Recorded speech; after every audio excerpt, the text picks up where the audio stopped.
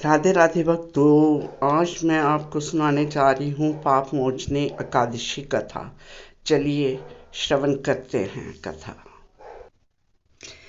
अर्जुन ने भगवान श्री कृष्ण से कहा, मधुसूदन, आपने फाल्गुन मास के शुक्ल पक्ष की एकादशी अर्थात आंवला की एकादशी के बारे में विस्तार पूर्वक बताया। चैत्र माह के कृष्ण पक्ष में आने वाली एकादशी का क्या नाम है तथा उसकी विधि क्या है, कृपा करके आप मेरी बढ़ती हुई जिज्ञासा को शांत करें। भगवान श्री कृष्ण ने कहा, हे अर्जुन, चैत्र मास के कृष्ण पक्ष की एकादशी को पाप मोचनी एकादशी के नाम से जाना जाता है। एक बार की बात है, पृथ्वीवती राजा मानधाता ने लोमेश ऋषि से यही प्रश्न किया था जो तुमने मुझसे किया है। अतः जो कुछ भी ऋषि लोमेश ने राजा मानधाता को बताया वही मैं तुमसे कह रहा हूँ। राजा मानधाता ने धर्म के रहस्यों के ज्ञाता ऋषि लोमश से पूछा, हे ऋषि श्रेष्ठ, मनुष्यों के पापों का मोचन किस प्रकार संभव है? कृपा कर कोई ऐसा सरल उपाय बताएं जिससे सभी को सहज ही पापों से छुटकारा मिल जाए। महर्षि लोमश ने कहा, हे नृपति, चैत्र मास के कृष्ण पक्ष की एकादशी का नाम पाप मोचनी एकादशी है। उसके व्रत के प्रभाव से मनुष्यों के अनेक पाप नष्ट हो जाते हैं। मैं तुम्हें इस व्रत की कथा सुनाता हूँ, ध्यानपूर्वक श्रवण करो।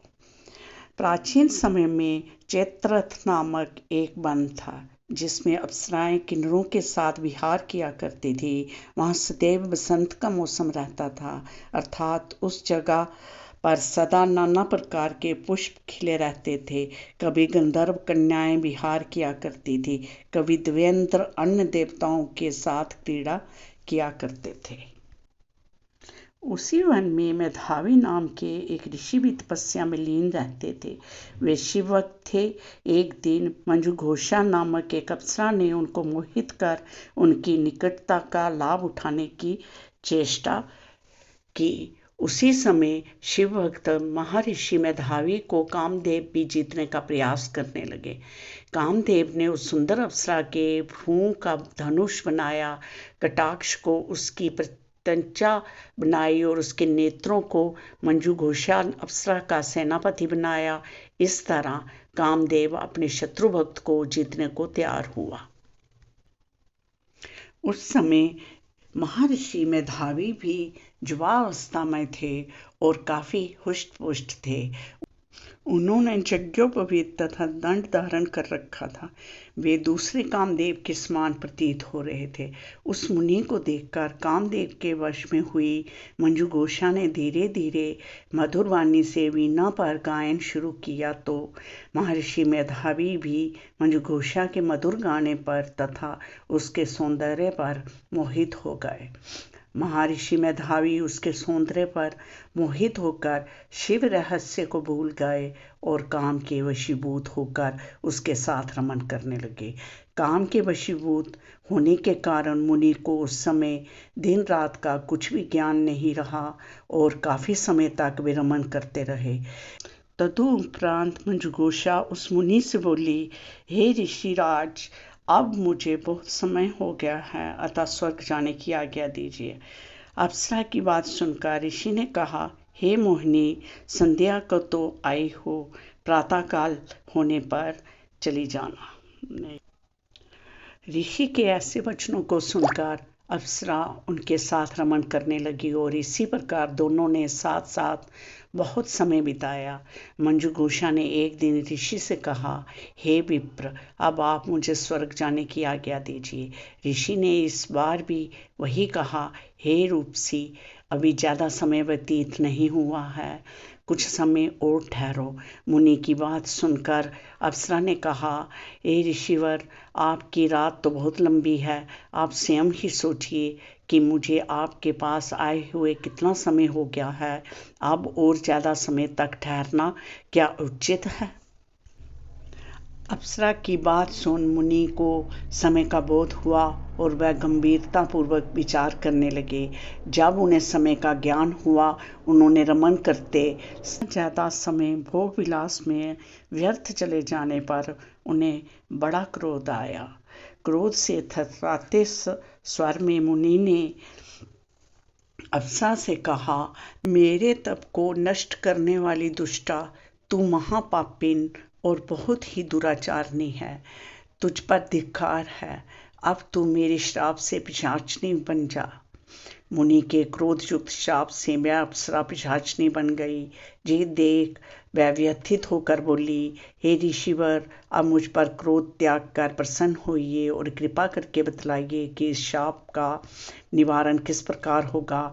विद्वानों ने कहा है, साधुओं की संगत अच्छा फल देने वाली होती है और आपके साथ तो मेरे बहुत वर्ष व्यतीत हुए हैं, अतः अब आप मुझ पर प्रसन्न हो जाइए, अन्यथा लोग कहेंगे कि एक पुण्य आत्मा के साथ रहने पर मंजुघोषा को पिशाचनी बनना पड़ा।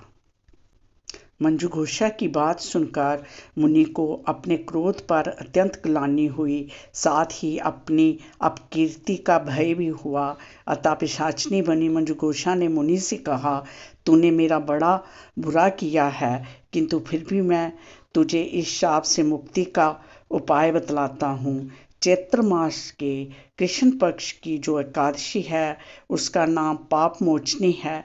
उस एकादशी का उपवास करने से तेरी पिशाचनी की देह से मुक्ति हो जाएगी। ऐसा कहकर मुनि ने उसको व्रत का सब विधान समझा दिया। फिर अपने पापों का प्रायश्चित करने के लिए भी अपने पिता च्यवन्य ऋषि के पास गए। च्यवन्य ऋषि ने अपने पुत्र मेधावी को देखकर कहा, हे पुत्र, ऐसा क्या किया है तूने कि तेरे सभी तप नष्ट हो गए हैं, जिससे तुम्हारा समस्त देश मलिन हो गया है। मेधावी मुनि ने लज्जा से अपना सिर झुकाकर कहा, पिताश्री, मैंने एक अप्सरा से रमन करके बहुत बड़ा पाप किया है। इसी पाप के कारण संभवतः मेरा सारा तेज और मेरे तप नष्ट हो गए हैं। कृपा करके आप इस पाप से छूटने का उपाय बतलाइए। ऋषि ने कहा, हे पुत्र, तुम चैत्र माह के कृष्ण पक्ष की पाप मोचनी एकादशी का विधि तथा भक्तिपूर्वक उपवास करो, इससे तुम्हारे सभी पाप नष्ट हो जाएंगे। अपने पिता च्यवन्य ऋषि के वचनों को सुनकर मेधावी ऋषि ने पाप मोचनी एकादशी का विधि पूर्वक व्रत किया। उसके प्रभाव से उनके सभी पाप नष्ट हो गए। मंजुघोषा अप्सरा भी पाप मोचनी एकादशी का उपवास करने से पिशाचनी के देह से छूट गई और पुनः अपना सुंदर रूप धारण कर स्वर्गलोक चली गई।